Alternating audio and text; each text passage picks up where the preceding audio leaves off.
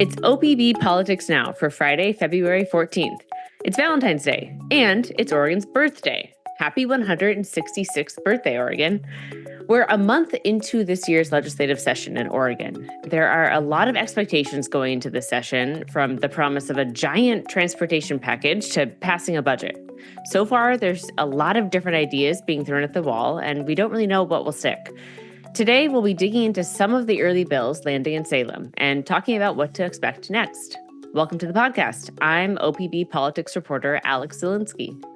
And I'm OPB Politics reporter Dirk VanderHart.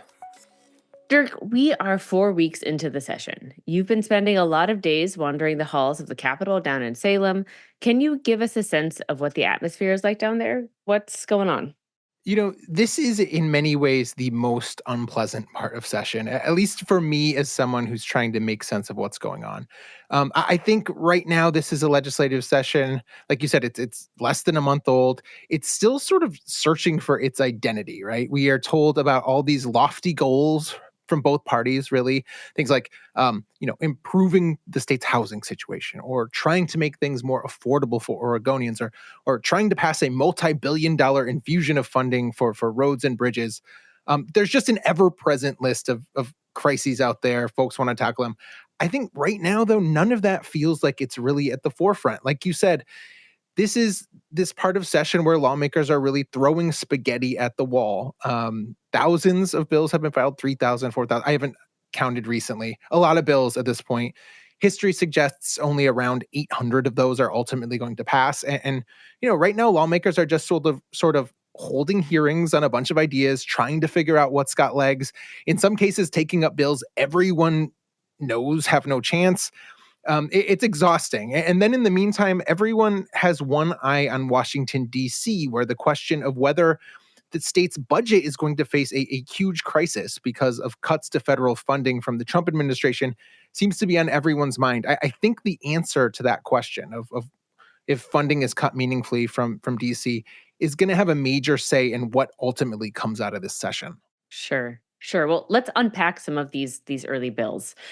How about we start with an issue near and dear to many Oregonians' hearts, potholes. Finding money to repair roads is a longtime problem for many jurisdictions, including Portland.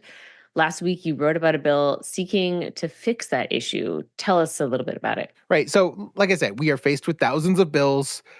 This is a point in session where we in the press, I think, sometimes just look around, pick one that looks maybe interesting. And this was one of those cases. I wrote about Senate Bill 687, which offers one possible approach to helping cities and counties find more money for roads that they really insist they need badly. And what the bill would do is repeal a law passed in 2009 that requires cities to ask voters anytime they want to either create a gas tax or raise a gas tax.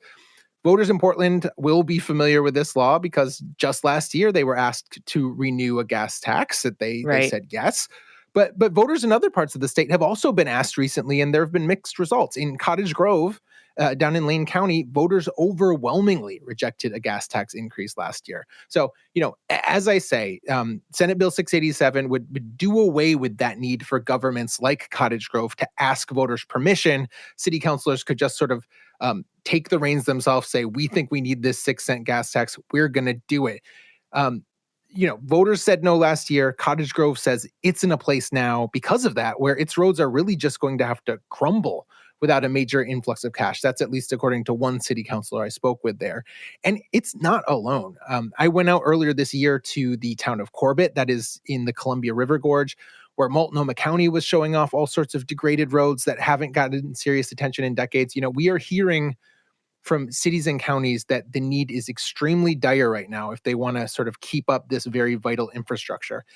And, this is an uncertain idea. We don't have a clear picture right now where lawmakers are going to look for road money, but the sponsors say it should be one solution as we're looking to do that. Yeah, well, I can imagine this is divisive. People don't love taxes, especially if they don't really have a say in deciding whether or not they're going to be taxed. But like you said, roads are crumbling. What other options does the state really have to fund road maintenance if this is just one of them? Yeah, I mean, this is a small one, I think most people would say. And that's really one of the big questions right now. So Hmm. we know about tried and true options that the legislature has used again and again. That includes hikes to vehicle registration fees or increases to the statewide gas tax, which is at 40 cents a gallon right now. Both of those, I think, are leading contenders as the legislature looks for more money. But there's also a sense they can't be the only ones, right? For one, the Hmm. gas tax is becoming less and less potent as people switch to more fuel efficient cars or maybe buy EVs. But the state also just needs billions of dollars if the numbers ODOT is talking about and local governments are talking about can be relied on. And I think there's a widespread acknowledgement that the state will not find that money in just a gas tax increase or a gas tax increase in registration fees, or maybe it won't find it at all. Maybe it's just too much for lawmakers to fully get at this year. But some other options we're hearing about, right? New fees for retail delivery services like Amazon, or fees for rideshare services like Uber, taxes on when you charge your EV at a public station, even creating a whole new way to charge people for every mile they drive in Oregon rather than using a gas tax to get that kind of money. We are really waiting to see at this point what mix of those options the legislature keys in on. Sure. So a gas tax isn't the only solution on the table. One key takeaway I think people should have is, assuming the legislature is successful this year, I don't think that's foregone. Your costs are going to increase. This money is not Mm, going to come from existing money. It's going to come from somewhere, and people that drive and own cars are going to see higher prices because of this. If they're successful. got it. Okay, so another hot topic, labor strikes. We've seen a lot of strikes in Oregon recently, from the teachers' unions to Fred Meyer workers. And for about a month, we've had nurses on strike at Providence hospitals in the Portland metro area. You reported on a bill that would help people on strike get by.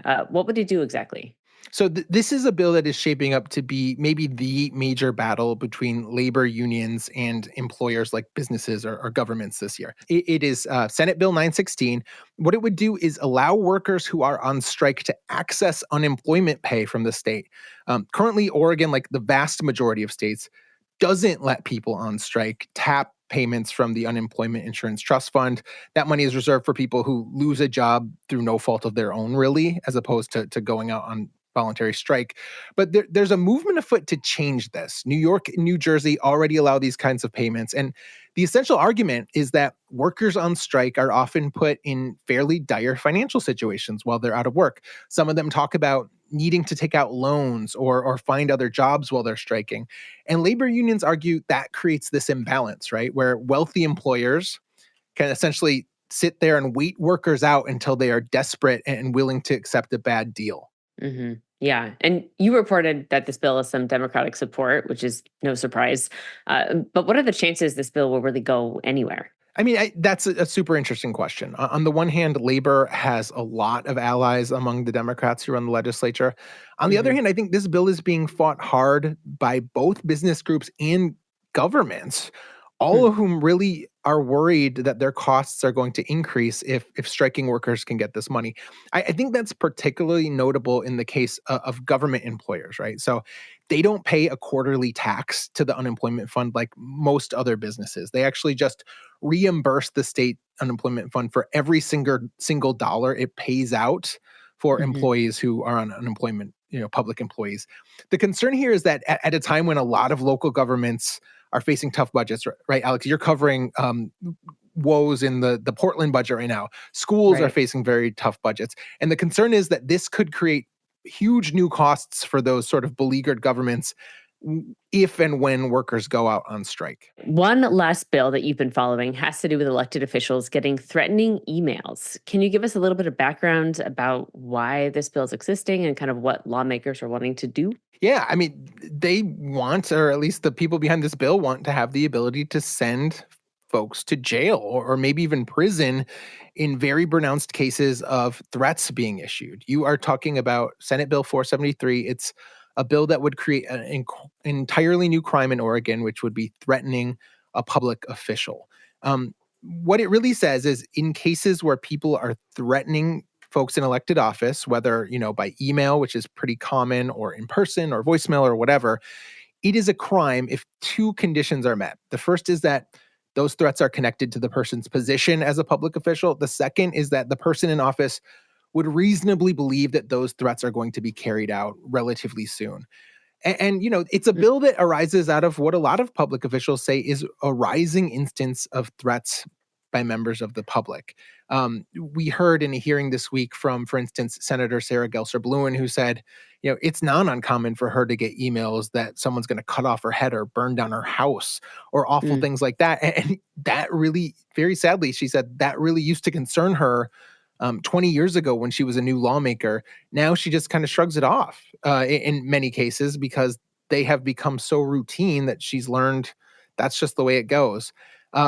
And I think we're trying to address some of that, at least the more worrisome instances of that. Oregon, right now has laws that does some similar things to this bill. We have crimes like harassment or menacing that have some of the same aspects of this crime that's being proposed. The backers of the bill say those laws have challenges. Sometimes they're hard to prove. And they also say they want to create a real deterrent for people who send very worrisome, menacing threats to public officials, which is why a person who's convicted of this new crime would face a misdemeanor on the first time and then a felony if they were convicted again. That could lead to a prison sentence of 5 years. So they are looking at this as a deterrent feature. Sure. Well, one big story of last year was the realization that more than 1,500 potential non-citizens had been mistakenly registered to vote in Oregon. Now, state Republicans are trying to make sure that doesn't happen again. What can you tell us about their plan?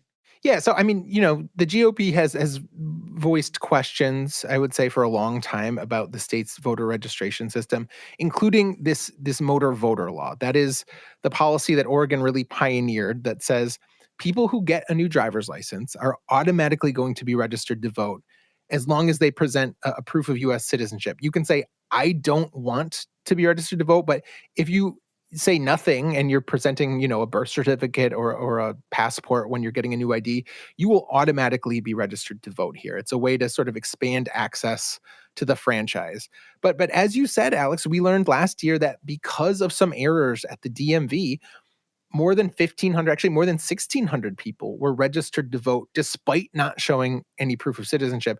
In some cases, those people presented foreign passports or foreign birth certificates and were forwarded to the Secretary of State's office to be registered to vote, which is not how it's supposed to work, obviously, and sort of confusing or concerning, I should say.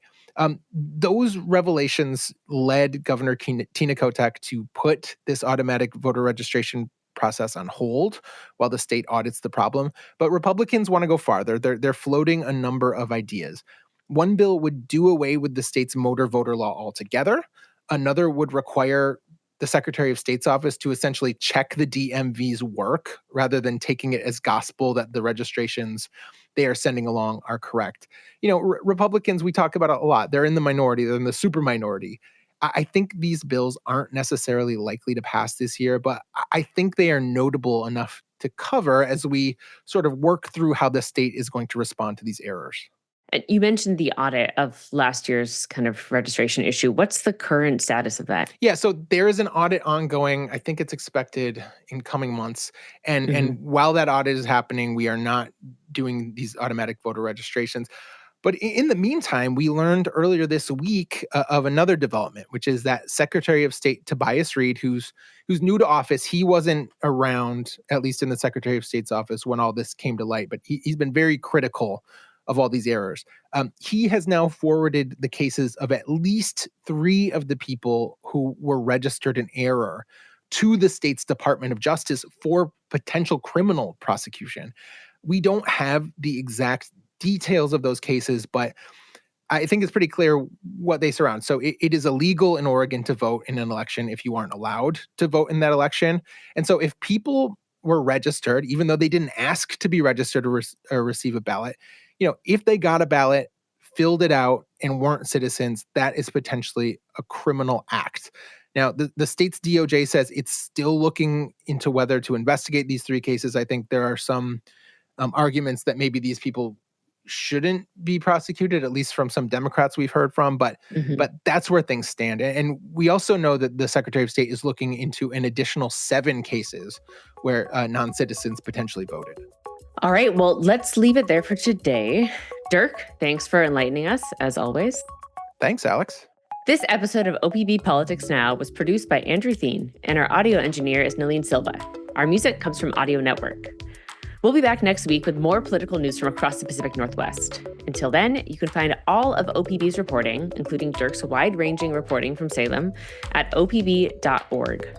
While you're there, you can become an OPB member. You can also rate and review us in your podcast app of choice. And one more thing, we want to know what questions you have about politics in Oregon and Southwest Washington. Send your questions about Oregon politics, big or small, to OPB Politics Now at opb.org. Thanks for your support, and thanks for listening.